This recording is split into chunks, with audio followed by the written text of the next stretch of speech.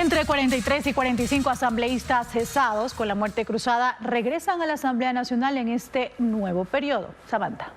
Sí, Andrea, la mayoría representa al correísmo. Recordemos los personajes más visibles que retornan al legislativo. La Revolución Ciudadana es la organización política que mayor número de legisladores reeligió en estos comicios. Serían 35, sin contar aún los que puedan regresar como asambleístas por el exterior, que todavía no están confirmados por los inconvenientes en el voto telemático. Entre los legisladores más reconocidos que regresarán a nombre del correísmo están Viviana Veloz, la ex interpelante del presidente Guillermo Lasso, la ex vicepresidenta de la Asamblea Marcela Holguín, Pierina Correa, hermana del expresidente de la República Rafael Correa, los 3 miembros de la Comisión de Fiscalización Roberto Cuero, Gabriela Molina y Coms Córdoba, además de legisladoras que tuvieron la jefatura de ese bloque en el periodo anterior, como Paola Cabezas y Pamela Aguirre. Del lado social cristiano regresan 4 legisladores, uno de ellos Henry Kronfle como asambleísta nacional. En el anterior periodo intentó ser presidente del legislativo, pero no tuvo el respaldo de sus aliados hasta ese instante, creo. También vuelve Diana Pasley en representación de Guayas. 2 ex legisladoras de Pachacutic regresan, pero ya no por ese movimiento. Gisela Molina y Sofía Sánchez apoyaban a Fernando Villavicencio y llegan por Construye. De la alianza Actuemos, que impulsó a Otto Sonnenholzner, y de la que era parte Avanza, volverá a su curul Pedro Velasco, quien fue integrante de la Comisión de Fiscalización. Egner Recalde, quien en el anterior periodo estuvo a punto de ser destituido como asambleísta, estará otra vez en el hemiciclo legislativo. Ya no por Izquierda Democrática, ahora es parte de ADN, la alianza que apoya a Daniel Noboa.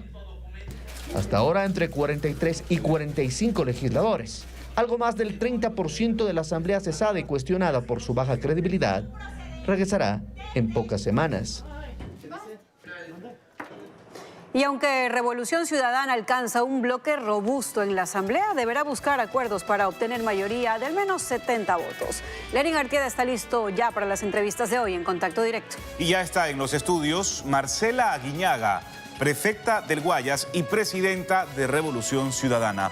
Lenin, ¿cómo romperá el techo el correísmo, la candidata González en la segunda vuelta electoral? Y si gana, ¿activarán nuevamente una ley de comunicación que actúe como cuchillo sobre la nuca de los periodistas? Fernando, Samantha, ¿y qué pasa si gana el candidato Noboa? De todo eso vamos a hablar pues, hoy con la abogada Marcela Aguiñaga. Abogada, muy buenos días, bienvenida a Contacto Directo. Hola Lenin, ¿cómo estás? Buenos días. Gracias por acompañarnos. Un sabor agridulce es seguramente el que les queda luego de la jornada electoral del domingo, porque obtienen un número importante, muy importante, de asambleístas. Pasan en primer lugar al balotaje presidencial, pero no lograron ese triunfo en una sola vuelta que trataron de posicionar como verdad en un buen momento de la campaña. ¿Qué pasó? Bueno, primero agradecer al pueblo ecuatoriano, que creo que es el vencedor en estas elecciones. Venció el miedo, la inmovilización que pretendían hacernos algunos por la inseguridad. Creo que ese es el primer mensaje, nuestro agradecimiento y contentos, Lenin, porque en mi administración como presidenta del Movimiento Revolución Ciudadana, no solamente que tenemos más de 50 alcaldes, tenemos una representación a nivel territorial en todas las provincias del país y hoy tenemos mayor número de votos. Y por supuesto, el resultado de Luisa González y Andrés Arauz nos deja con una satisfacción gigantesca, a pesar de que, sabiendo que íbamos a ganar en primera vuelta, tuvimos un hecatombe que nadie puede pensar que fue al azar. Creemos sin duda alguna y hoy exigimos a la Fiscalía resultados en las investigaciones de quién asesinó a Fernando Villavicencio, porque los más perjudicados, sin duda alguna, con ese asesinato fuimos la Revolución Ciudadana. Pero además de ese elemento que es exógeno a la campaña electoral, un crimen terrible, ¿no encuentran quizás ustedes errores en las decisiones tomadas, en las estrategias que adoptaron? La culpa siempre es del otro porque ustedes todo lo hacen bien. ¿Esa es la lectura? No. Toda una campaña, las campañas están sujetas a miles de estrategias a cada momento y las encuestas son radiografías de lo que pasa en ese hecho. Yo creo que es importante decir que nosotros tenemos que digitalizar más nuestra campaña, ese es mi punto de vista. No soy la estratega de la campaña, pero sin duda alguna creo hoy que hay mecanismos como la digitalización, las redes sociales, etcétera, que son una herramienta muy potente para contenido, no para hacer adefesios, sino para contenido en el ámbito de decir el cómo. Está muy bien, hicimos grandes obras cuando fuimos gobierno en un Ecuador Ecuador distinto que no es el Ecuador de hoy, no es el Ecuador de las tasas de inseguridad y muertes por violencia que hoy tenemos, sino uno de los países más violentos de América Latina. ¿Fue un error en el debate, Sin embargo, prefecta, tratar de apelar únicamente al pasado? Yo creo que hoy los candidatos tienen que sumarse al cómo. ¿Cómo lo vamos a hacer? ¿Cómo vamos a contestar estas dos grandes preocupaciones que tienen los ecuatorianos? Falta de empleo y, por supuesto, seguridad. Creo que en eso, pues Luisa, con el conocimiento, la capacidad que tiene por haber administrado también desde la Secretaría de Administración el gobierno, creo que sabe perfectamente y bueno, la campaña sin duda alguna cambia completamente para la segunda vuelta. ¿Y creen ustedes, confían en que van a poder romper ese techo? Del voto duro del correísmo es una verdad, ha quedado demostrado, pero vamos, que no fue suficiente, al menos en la elección anterior, para llegar a Carondelet. Bueno, yo quiero mencionar que no es el techo, primero el techo del voto duro, pero sí es cierto que las encuestas nos venían diciendo que teníamos un número superior al 38%. Sin embargo, de ello no es menester dejar de mencionar este catombe que se vivió casi al finalizar la campaña. Por supuesto que eso nos bajó, eso es un reconocimiento que tenemos que hacer y adicionalmente eso hizo que sin duda alguna tengamos que recomponer las fuerzas de nuestras estrategias en la campaña. Pero Revolución Ciudadana hoy es la principal fuerza política del país. Yo me siento agradecida sobre todo y sobre todo un reconocimiento no solamente a los votantes, que no todos son militantes de la Revolución Ciudadana, cabe indicar. Y ahora las estrategias para poder captar ese voto blando que en su momento se movió tanto o a Jan Topic o se pudo haber movido a Daniel Noboa. ¿Es un rival difícil, Daniel Noboa? Mire, yo creo que nos debatimos modelos de país. El modelo del país del empresariado o el modelo de país popular, el poder en la gente o el poder en unos pocos. Creo que es el modelo del país que hoy mismo nos vamos a replantear. ¿Qué queremos los ecuatorianos en temas de seguridad y empleo? El respeto a los derechos laborales o sí el respeto a los derechos laborales o volvemos a la tercerización o volvemos a tener mayores mecanismos quizás que permitan hoy, donde está la tasa más alta de desempleo como son los jóvenes, puedan acceder a su primera fuente de trabajo.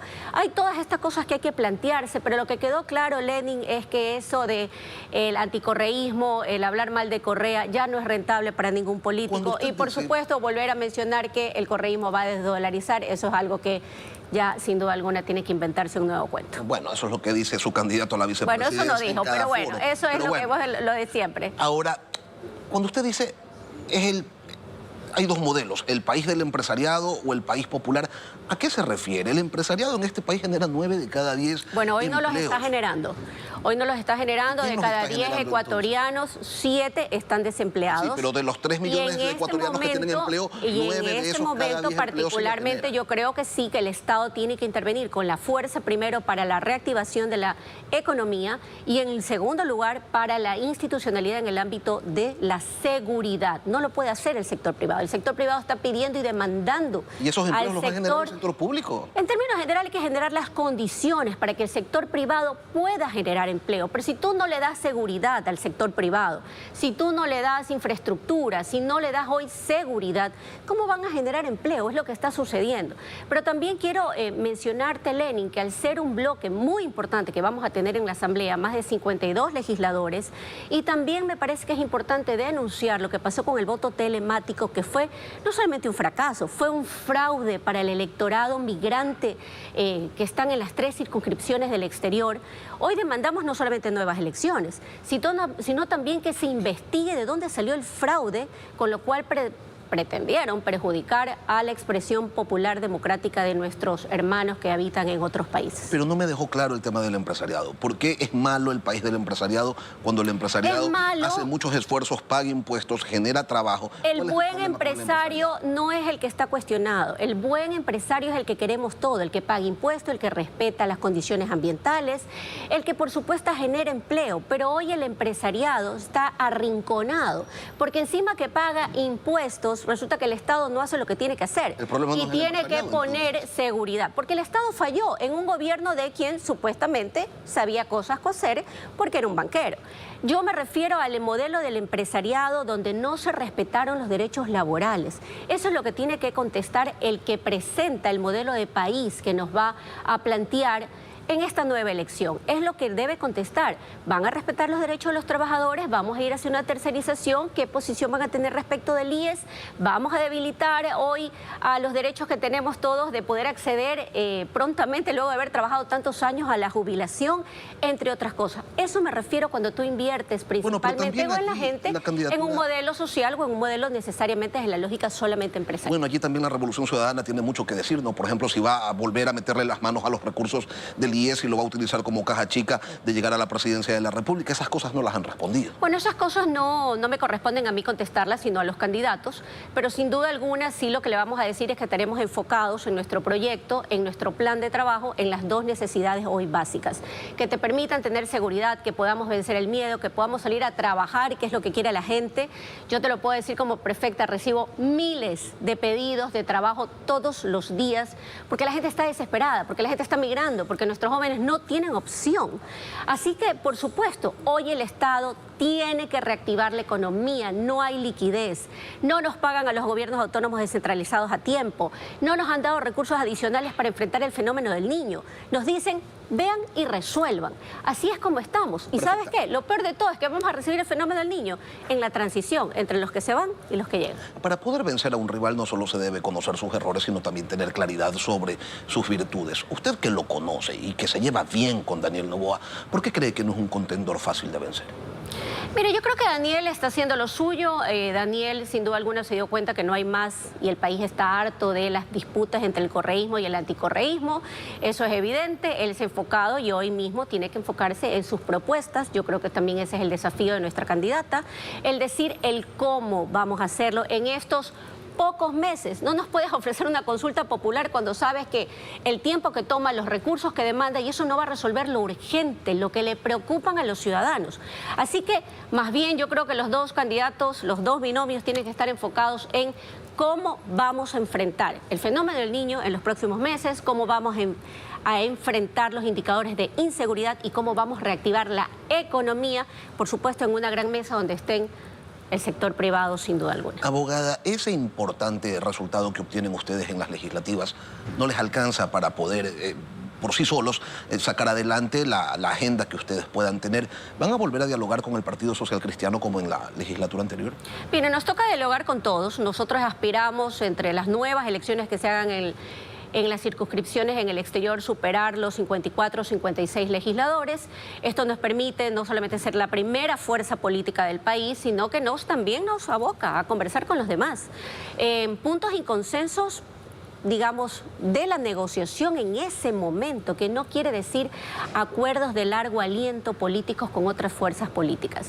Esto es importante decirlo. Lo primero, llegar a un acuerdo para ver quiénes van a ser las próximas autoridades de la Asamblea Nacional. ¿Serían las presidencias de la Asamblea? Yo creo que no, Nosotros tenemos que ver las condiciones, si las hay, si conseguimos los votos, para poder llegar a un acuerdo mínimo de gobernabilidad que permite elegir las autoridades de la Asamblea Nacional inmediatamente a resolver los temas que le interesan a la gente.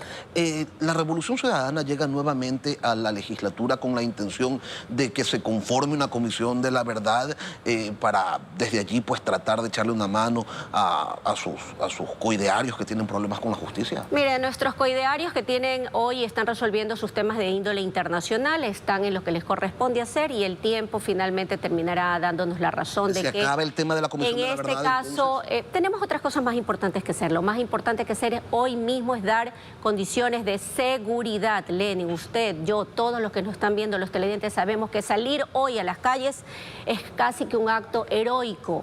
Así que, por supuesto que eso es lo importante. Dicen que necesitan reformas legales en materia penal. ¿Cuáles? ¿Cuáles más? No es un tema de reforma penal, es un tema de dirigir el Estado con voluntad, con fuerza, con institucionalidad. Y en eso la bancada de la Revolución Ciudadana, por supuesto, que estará para apoyar en las grandes necesidades que hoy deben ser atendidas del pueblo ecuatoriano. ¿Van a ir por la cabeza de la fiscal general del Estado? ¿Van a plantearle un juicio político a los vocales del Consejo Nacional Electoral?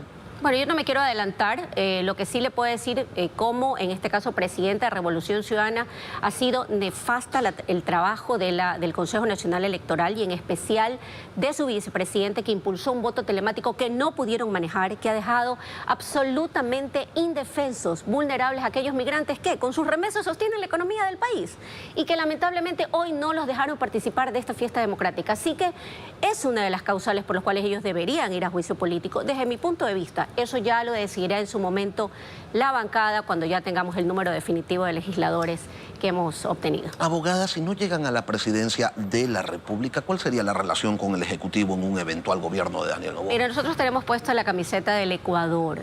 A mí me duele todos los días lo que pasa aquí, porque los míos viven aquí y yo tampoco quiero que los míos migren a ningún lado. Por lo tanto, nos pondremos la camiseta del Ecuador y esas son nuestras grandes prioridades, la seguridad y la generación de empleo por los próximos casi 18 meses. Si el correísmo llegara a la presidencia, ¿la prensa va a continuar siendo un enemigo? ¿Cómo se van a relacionar con los medios de comunicación? ¿Revivirían el articulado derogado de la ley de comunicación, el Cordicón, la superintendencia? Bueno, yo creo que hay que dejar esos mitos atrás y esos fantasmas, ¿no? Fueron realidades en su momento. Eso es como que nos van a quitar la vaquita, como que si tienes 3/4 te van a quitar 1/4, como que ya viene el cuco de la desdolarización. No, por favor, nada de eso va a suceder. Sin duda alguna somos un movimiento serio. Es que ya lo hicieron antes. De esto, ¿por qué no lo volverían a hacer? Vuelvo a insistir, más allá de las condiciones hoy, bueno, yo creo que las condiciones de hacer comunicación han cambiado hace 10 años, mi querido Lenin. Hoy cada persona con su celular es un comunicador. Y en términos generales creo que es evidente que apoyamos cuando fuimos, al menos cuando yo era legisladora, el impedir la regulación a ciertos medios digitales que hoy sin duda alguna permiten romper cualquier cerco mediático que se genere, ¿no? Así que yo creo que las condiciones son otras y las prioridades del país, sin duda alguna, merecen otra atención. Marcela Aguiñaga, presidenta de Revolución Ciudadana, gracias por acompañarnos hoy. A usted, Lenin, buen día.